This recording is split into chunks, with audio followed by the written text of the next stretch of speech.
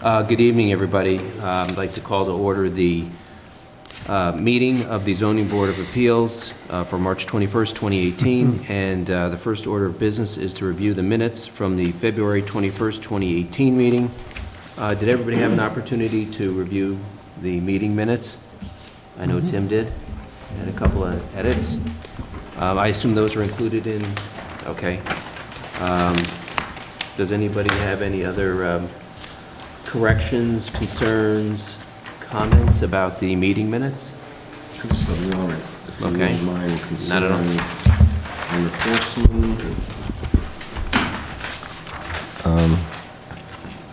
Third line down, but in this case attaching to the house with setbacks would seem to be unreasonably.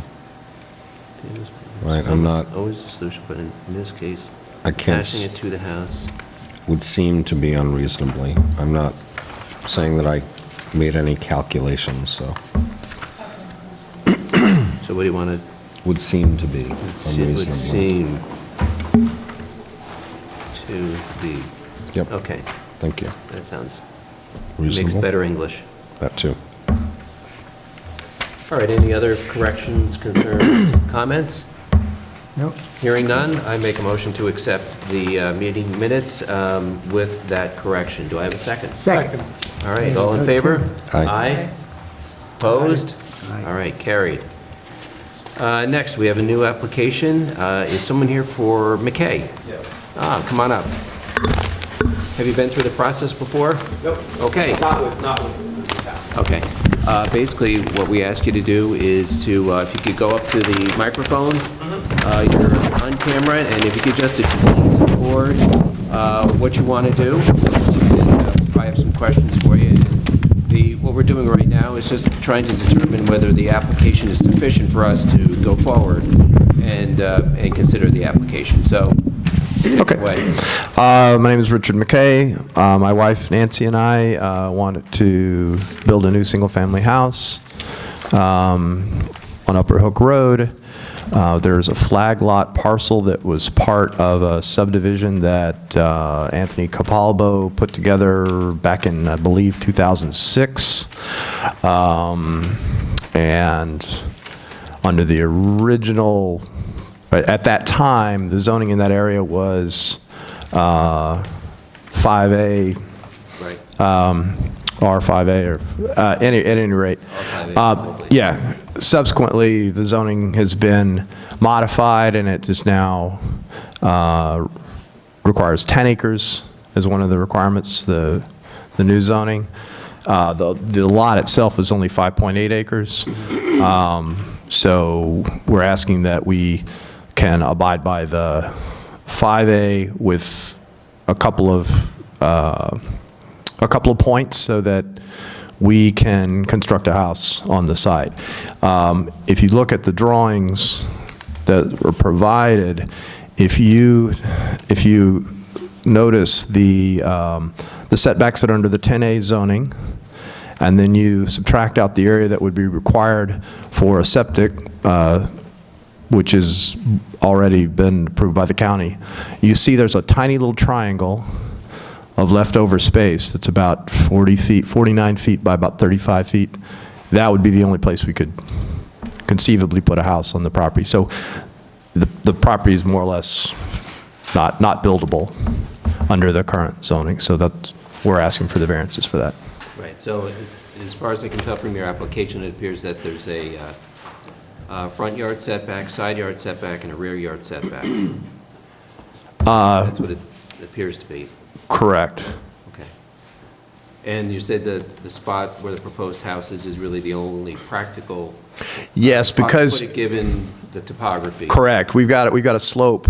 It slopes downward from the point where the house is, and for the leach field for the septic, we end up sort of chasing the slope, because once we get past the point of the end of the leach field, we've got to have a tail for the topography to blend back in. So, and we've got a wetland at the bottom, so we're staying out of that.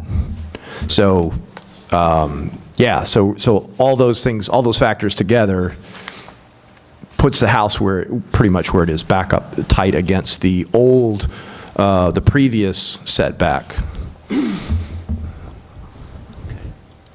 Are you effectively, are you the owner? Because I have an option to buy the property. Herman Tejan owns the property. And pending approval, I'll purchase it and build the house. If I can't get approval, then there's no. Right, so you're effectively representing the owner. Correct, and there's a page in there that indicates that, yes. Yeah, it's authorized, yes, yes. A little bit of my background, I'm a licensed architect, so I have appeared before town boards before, obviously not you all.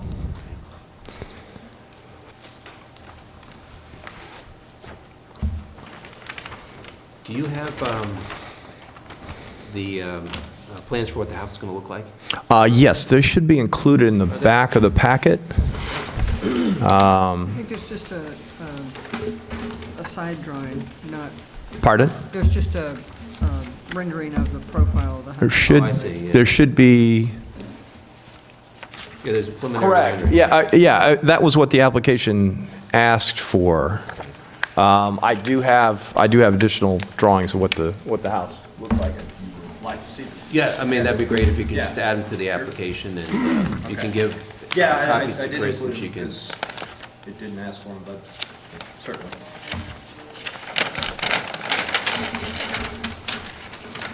Is that a copy? I can see it, but, You guys want to come on up here? yeah, I apologize. No. If you notice, just based on the site plan, the garage, this is the area of the garage back here, so if you orient this to the site, it would be that. So this is the driveway coming in this way. I'm sorry, I'm upside down. There you go. I'm looking at, oh, no, that's all right. That's all right. right. All right? We're Yes. upside down. No, that's right. We're upside down. No, that's right, that is correct, I'm sorry, yes. Because it looks like the Yes, driveway's yes, coming The in. driveway comes to there, and that's the driveway. Yes, so. So because we like to ask annoying questions, I'm Well, just you trying- maybe. Well, yes, sure. Just trying to picture how this might work if you wanted to get more of the house into the setbacks. So I'm just thinking about how it would look if you flipped septic and house. Well, Is that's it that- uphill from the house. Okay, I'm looking at the pictures, it looks very flat. It's very much not flat. Okay, Yeah. so these We'll do a pictures. site- we do a site visit, so we'll be able to Quite a get bit better. slope, Yeah. And so where's, so the septic is probably on a flat, right? No, The septic's on a slope? yeah. Okay, interesting. The whole thing's sloping, is sloping down to the fat part of the wetlands. The whole Right. thing's sloping down towards here. Yeah, so this is the upper, and then goes down this way. Yep. Okay. And it slopes down this way too? Slopes this direction? Well, this Is that- will be applied. But in fact, we.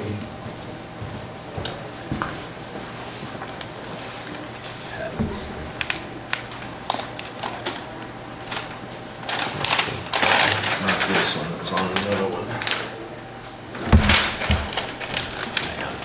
Bring that one. While the applicant is looking, I have a question. The subdivision was approved, and then it was under the old zoning of 2006, which had 5-acre zoning. We now have 10.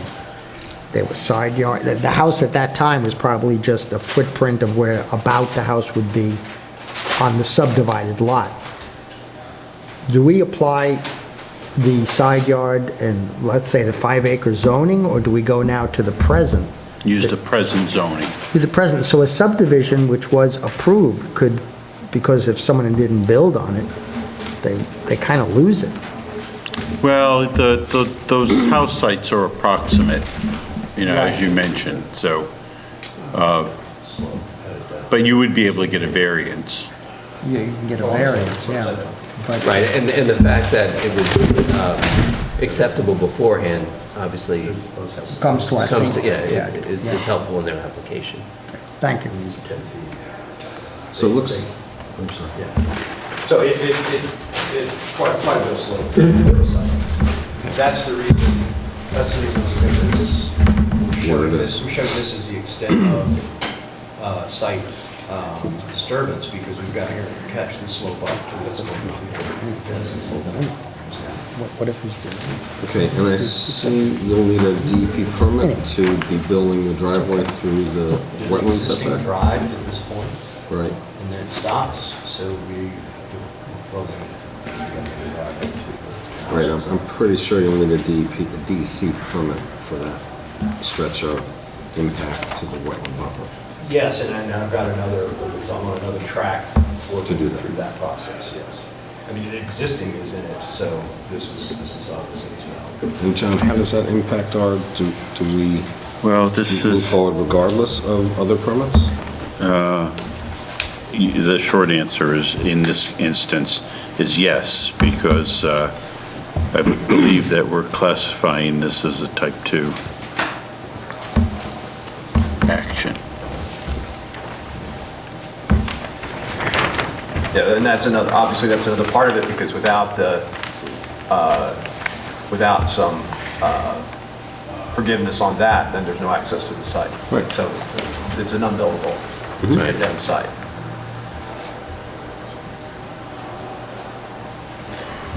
Any other questions, concerns, more information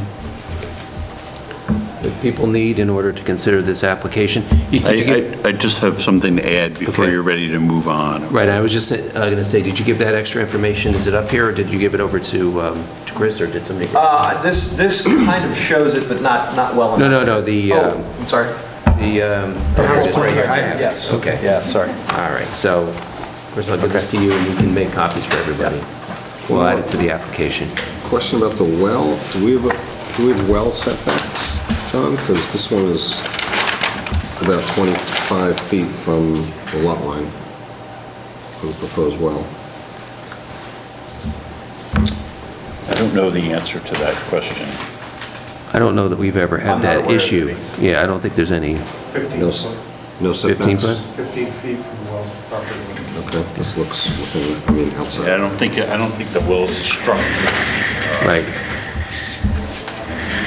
Well, you don't want it within 100, you don't want it within at least 100 feet of the septic, and if there's a septic on the neighboring lot, Right, but he's going to have to get Department of Health approval for his design, and they'll be Yeah, looking at that's the separations. The county's already granted the. We have Board of approval. Health Well, approval, locations, yeah, okay. and it's up to date, yeah.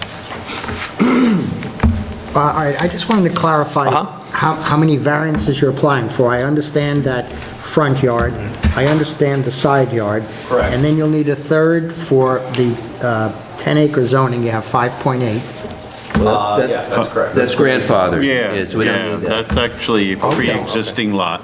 All right, And to that same subject, Richard, so when we were looking through, when this application came through, and we were, I'm the counsel to the board, and we were taking a look at it, Kim and I questioned whether a front yard variance would be required here. We got a flag lot, and anyway, we talked to Larissa, and I can, depending on how curious you are about this, like, I can get into as much detail as you want, but the question that we wanted to look at is what's the front yard here?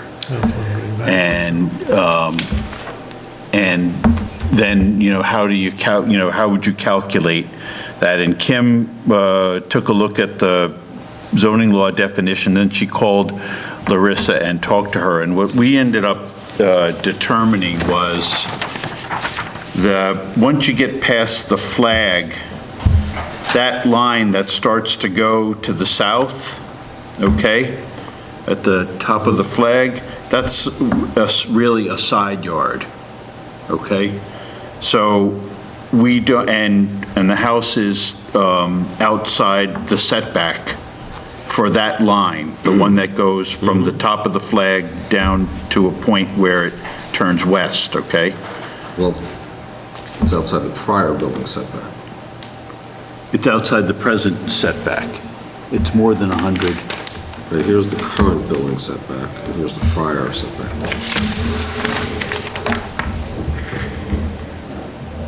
It's basically between the two. The current building setback would, The You'd current have to is build where the listed at septic is. 150. Yeah. 150 for a side yard? No, if you, well, so that, we use the worst case scenario for planning, you know, just for our own purposes, so we knew we would be in compliance, but there is, if you're interpreting the front yard from the road, that's a definitely a different definition. If you Right. consider that side yard, I don't think we need a variance at all on that side. Right, that's the conclusion that we came to. I don't know that, what I can do is I can have Kim, I think it's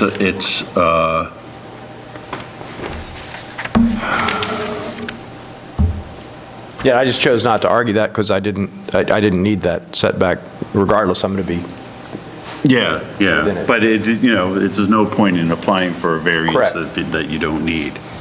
So I'll provide a memo to you for the next, on that subject for the next meeting, but I'm pretty sure, and we'll just trace through that, we're considering, you can't see what I'm pointing to, but that line that heads south is a side yard, and Larissa, by the way, agrees with us now, so Right, we're so not. that's the side yard that you're Yes, saying. yes, Thank and I you. think by our calculation under the new zoning law, the house is outside the setback if you use the side yard setback there. So there's only, the only variance is the one from the house then to the south property line, The front yard. the side yard. Side yard. It's all side yard Calling there. it all side All right, yard. so it's, Yep. so it's, The only front And yard this is the back, this would be the back So this is the only rear front yard? setback. It's actually really Right there? only here, yep. all right, There's no so, need for a rear, just the side, just the one. That's right.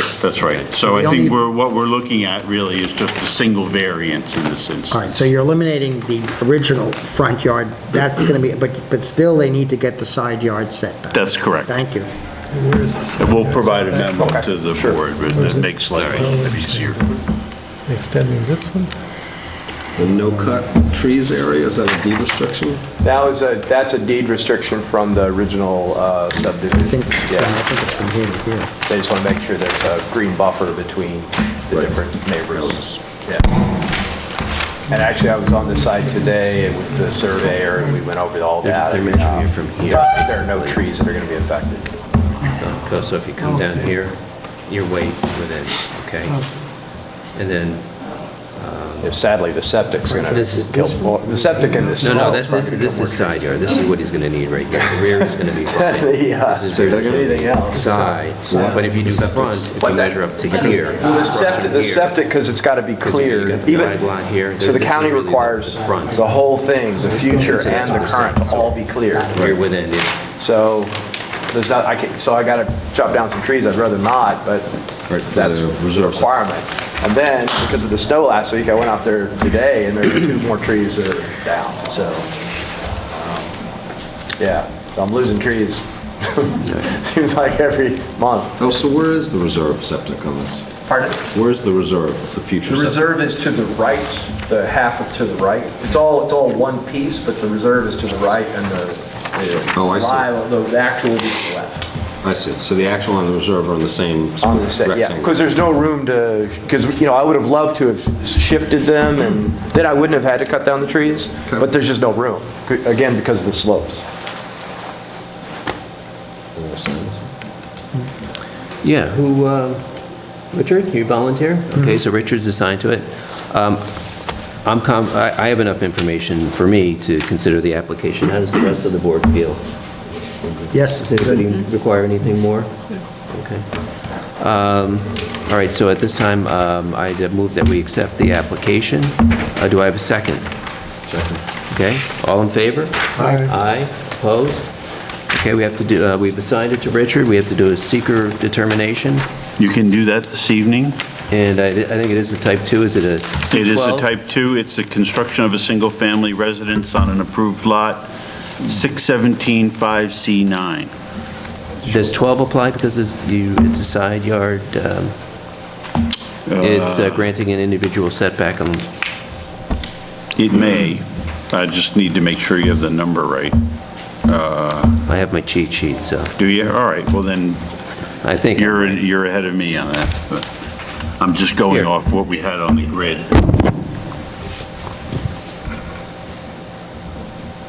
Yes. Okay, so we'll add C12. Yep. All right, so I'd make a motion that we deem this to be a type 2 action, and the applicable sections are 617.5C9 and .5C12. Do I have a second? Second. All right. All in favor? Aye. Aye. Opposed? All right. Public hearing?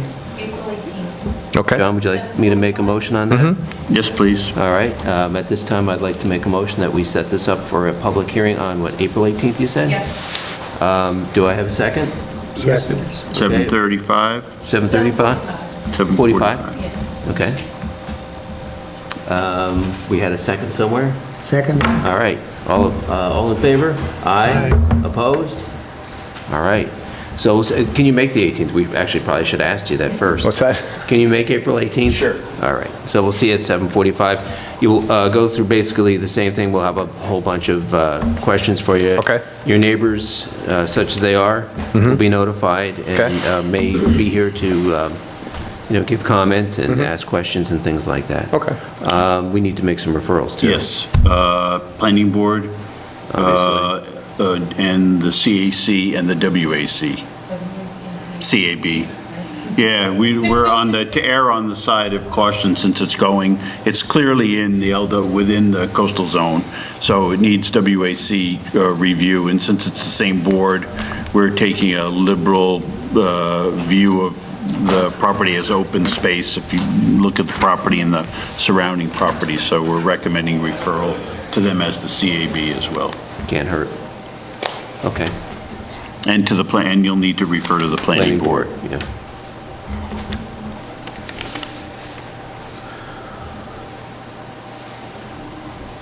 I think that's it. We'll see you on the 18th. Okay, thank you. Thank you very much. Okay, it's like next and last, we have the wheel application. Mr. Kaminsky, can you get up and give the presentation, please? Is there anybody here for the wheel application? Wheel? Okay. So, Mr. Kaminsky is going to make the presentation of what is being proposed. After he's done, you can ask questions, give comments, etc. What we would ask is when you do that, please identify yourself. Come on up to the microphone so you can be heard, and ask whatever question, give whatever comment you like. Okay? Within limits, obviously. Good evening, Mark Rominski, representing Chris and Katie Wheel.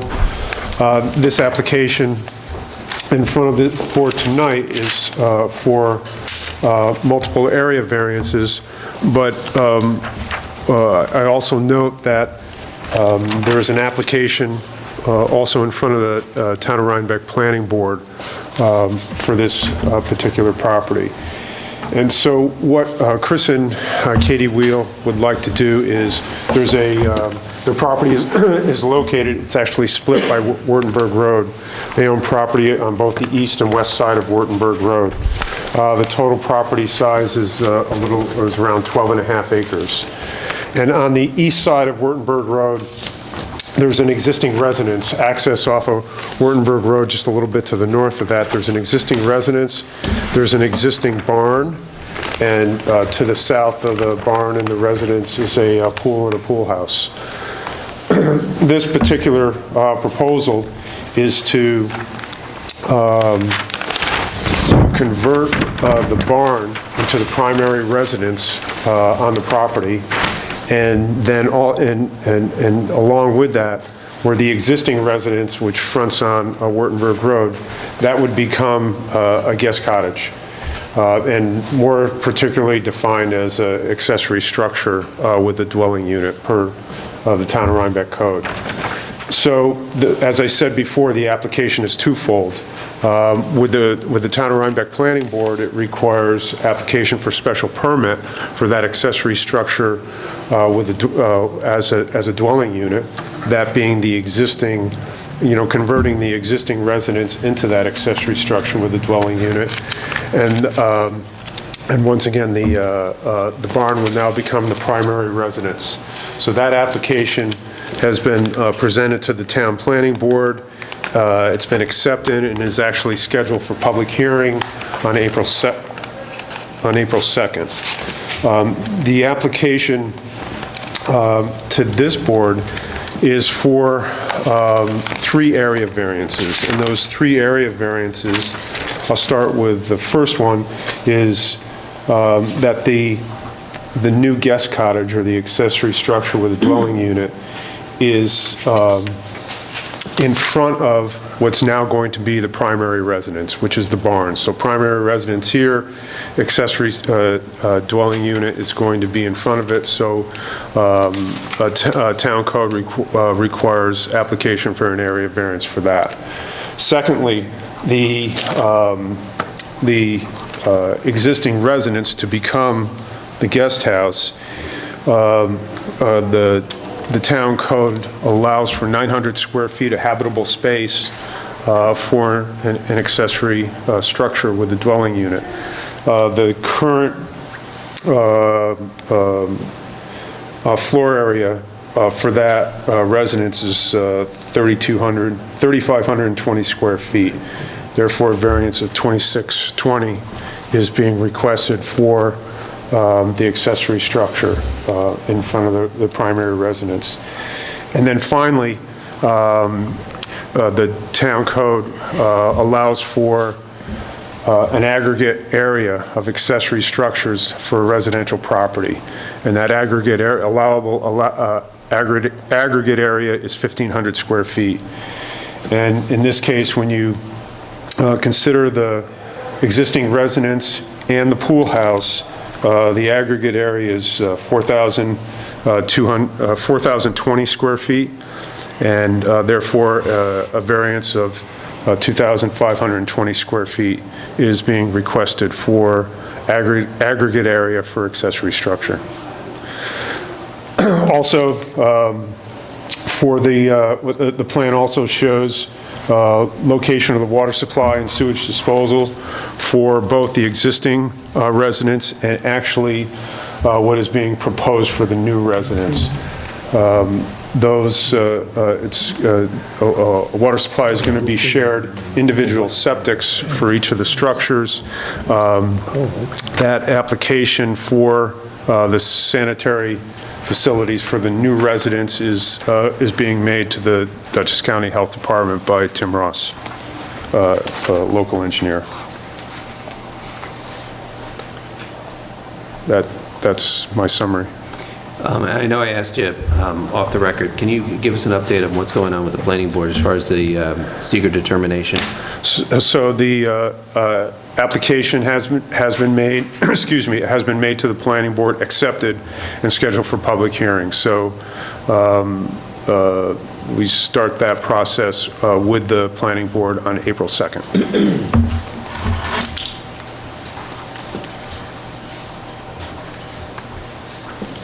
Do any of the board members have any questions at this time? And if not, I'll open it up to the folks in the audience. Does anybody want to be heard on this application or have some questions of the applicant's representative? All right, come on up, and if you could just state your name and your address, and what questions, concerns, comments you have. No secret determination, but... You can, yes, you can adjust it. Hi, my name is Jonna Paolella. I reside at 340 Wurtemberg Road. Okay. And I guess my question has to do with when you say guest house, is that defined how the town defines it as for the private, personal guests, and not guests like Airbnb or bed and breakfast guests. So the definition is, it's an accessory structure as a dwelling unit. And so it's, here it's for their, Their their personal use. Personal guests, okay.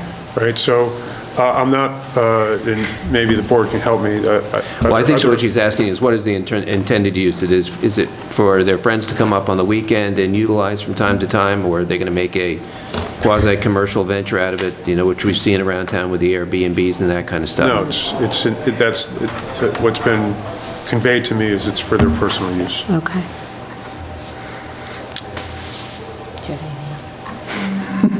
It might be worthwhile to see if Mark can just get a letter from the applicants, so something for the record for the board on Yes. that issue. I think that's, What's to stop them from Well- doing it down the road? well, the other thing is, if a success of, a new owner, that kind of stuff too. But at least here, if that's the representation being made by Mark, if putting it in writing, I agree with John, is a good idea, so that it's in the record that their intention is for personal use and not for commercial use.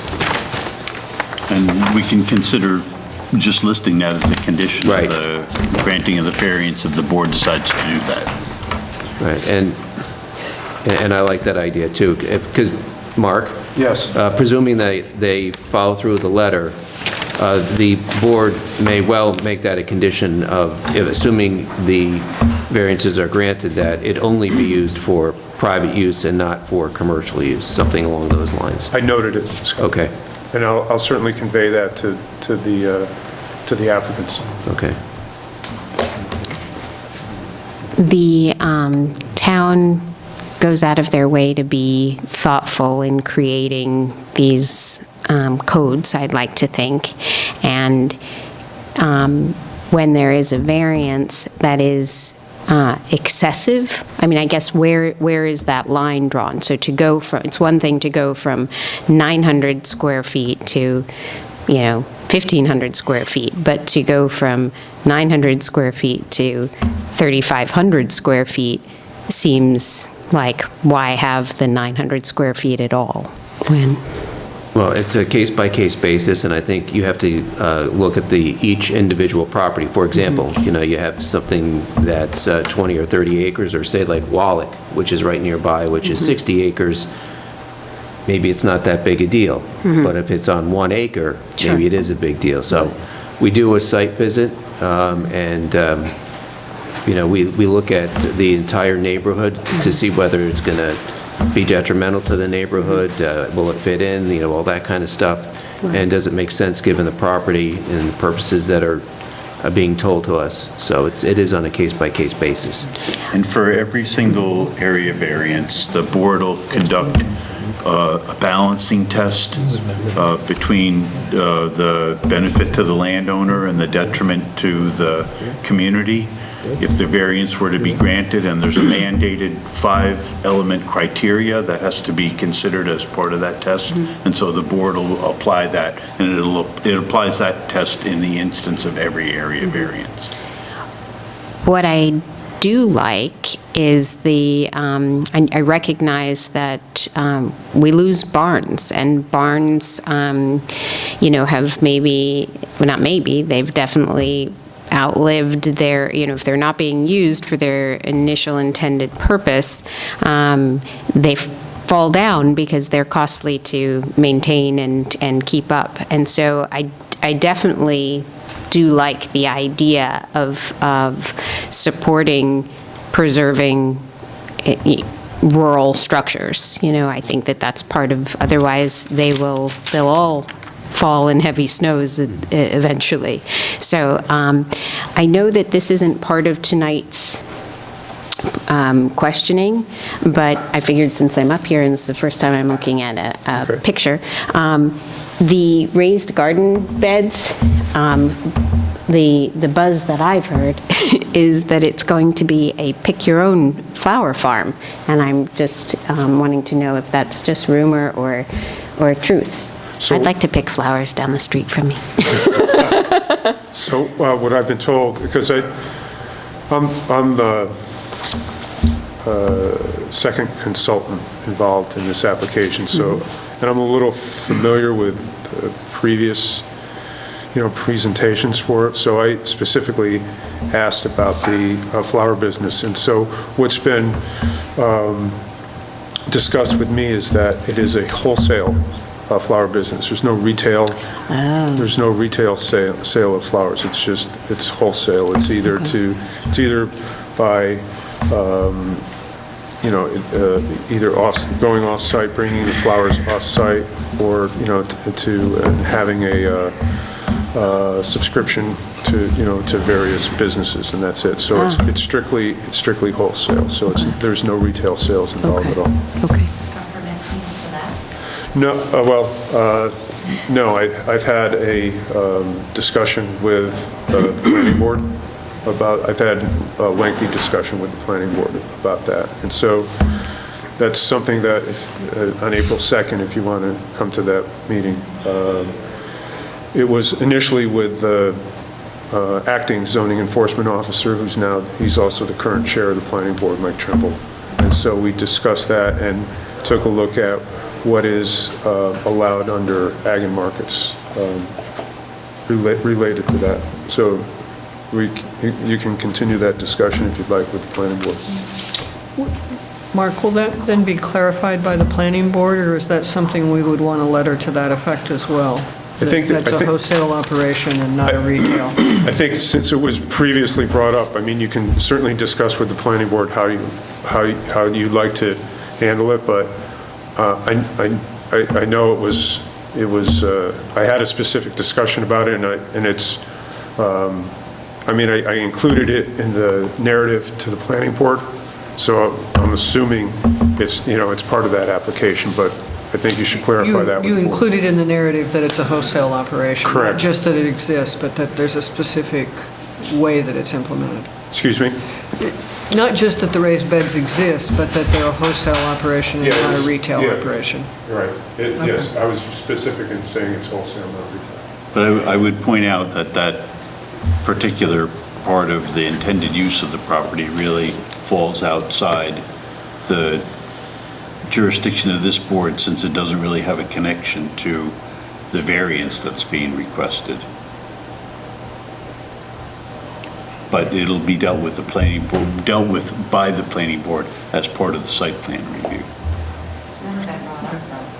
And similarly, I'm questioning the request from the owner as to not using it only for their own guests.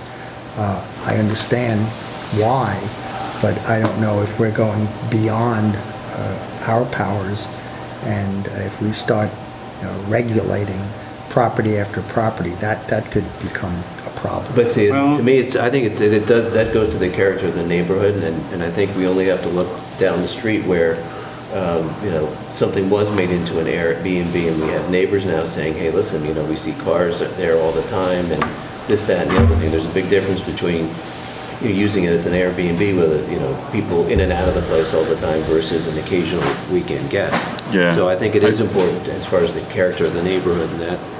And what I would add to that is I think that it is, I think it's a legitimate cause for concern, given, I think what's anomalous about this application is the size of the accessory structure that's being created, which is quite large compared to, what's allowed by the law and what you usually see.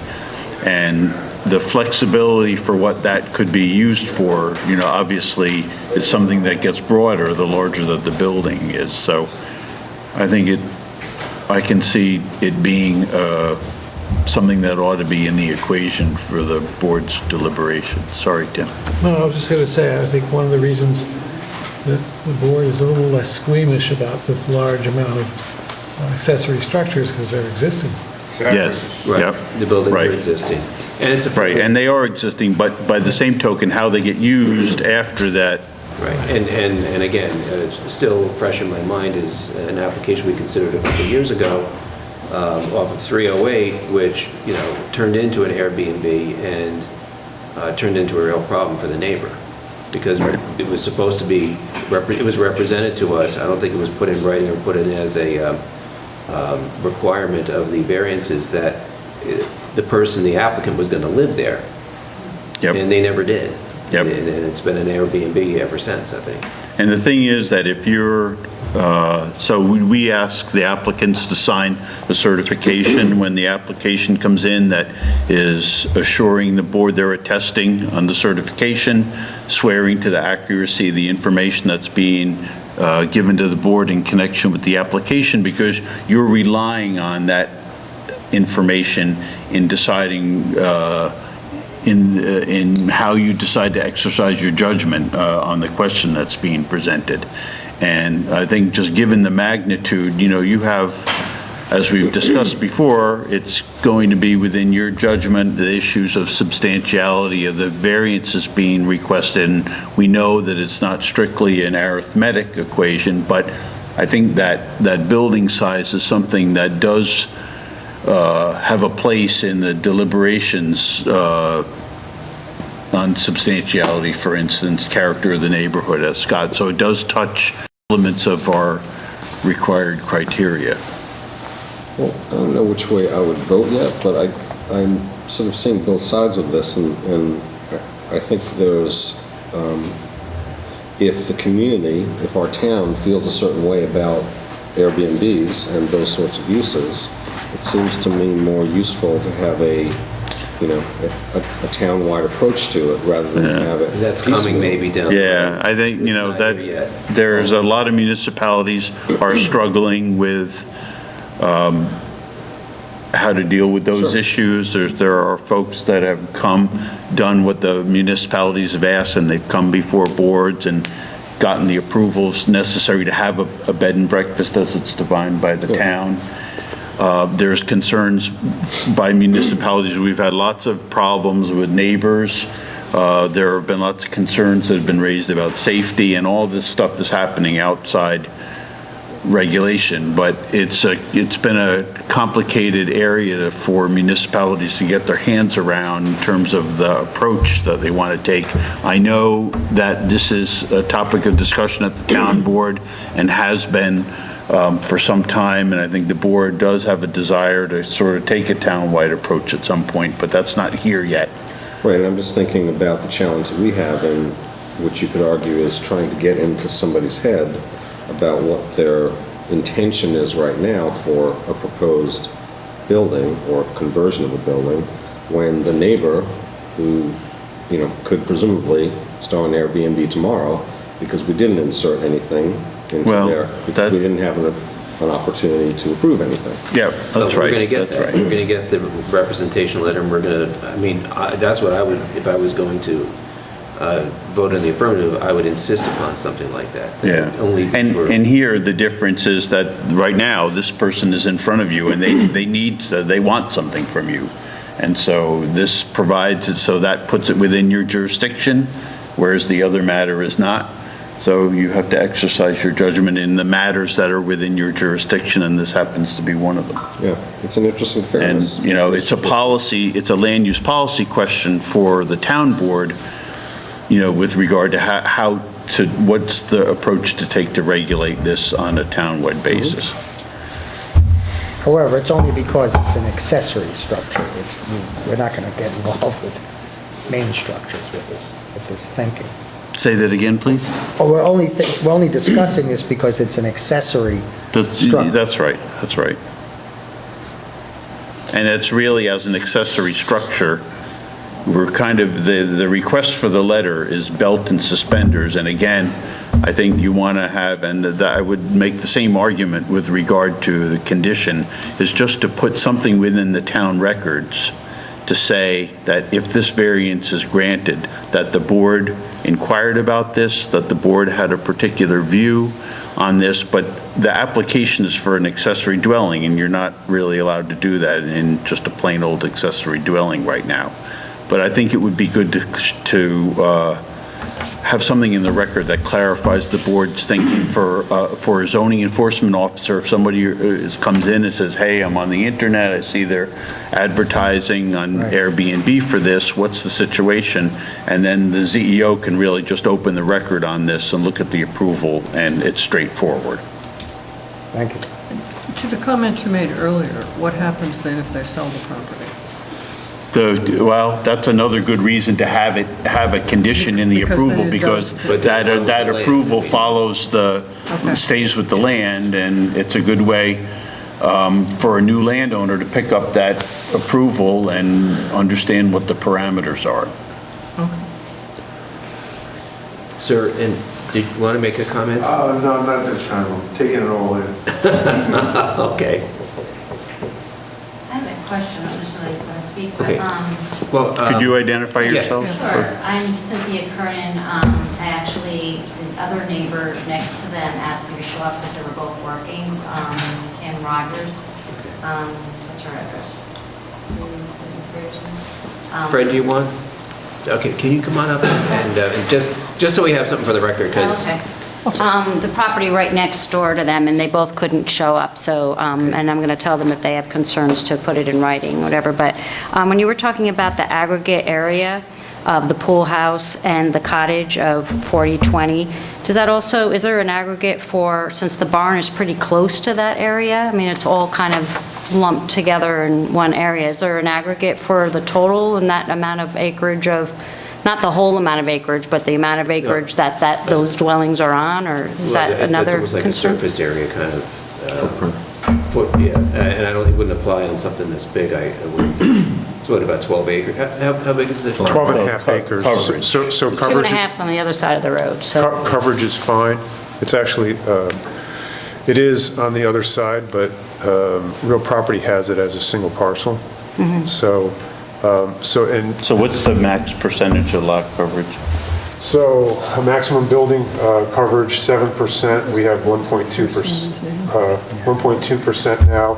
There's a small addition being proposed to the barn, so it goes up to 1.3. Maximum lot coverage allowable is 25%. 3% exists now, 3.13% will ultimately, with a small addition to the barn. And open space, minimum open space requirement 75, existing is 97, and then proposed is 96.87. Okay. So Mark's reading from a map that's on file, and if you would like to get a copy of that map, so you have it, you can request that through Freedom of Perfect. Information from Chris. okay. And when you say small addition to the barn is currently, how much? So, Because it's going to be like 4,600 square feet, right? so Something like that? on here, oh, it's right here. So the existing barn footprint is 3,858, and what's being proposed is 4,600. So it's 6 plus 150, so about 750 square feet. Those areas that I recited earlier were relative only to the accessory structures. So I didn't include this because it'll be considered the primary residence. I was only referring to the accessory structures because that's what the code requires. That's what I was referencing in the code. So it doesn't require the primary, the whole aggregate of all of it on that? No. That's interesting. Only through the bulk regulations for the code. Okay. All right. Clarifies, thank you.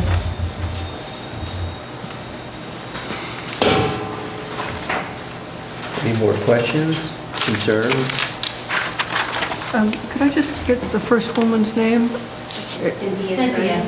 Cynthia, and what was Kernan the... with a C, C-U-R-N-A-N.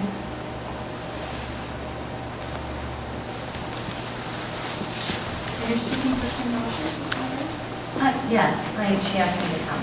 She's a contiguous landowner. Thank you.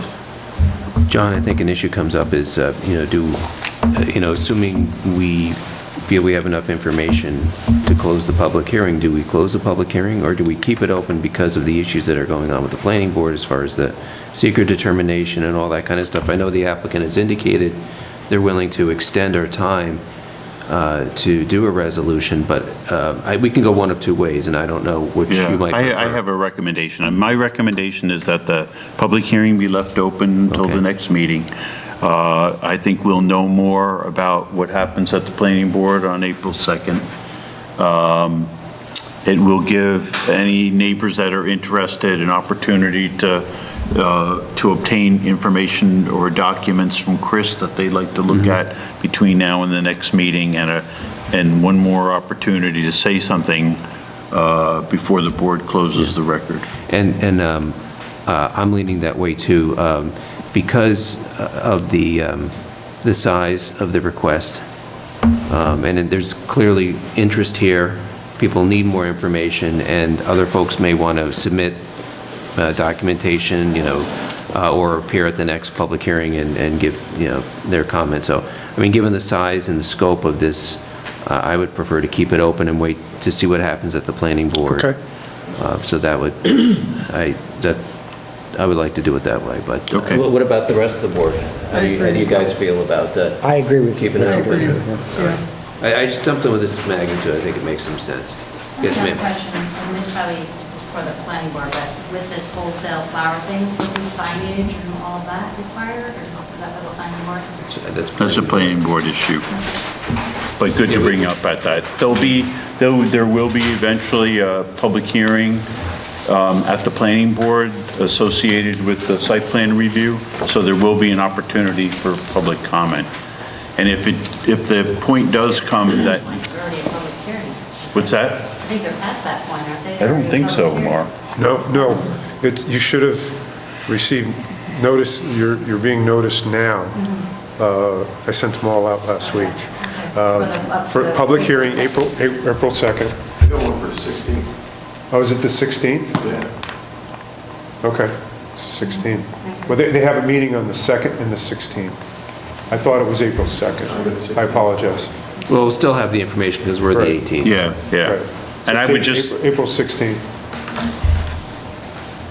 I would just say that if you end up coming into town hall to request the information or documents associated with the variance, Gretchen Smith, who's the planning board secretary, her desk is right across from Chris's, and you can get a copy of the site plan as well while you're there and do it all in one trip.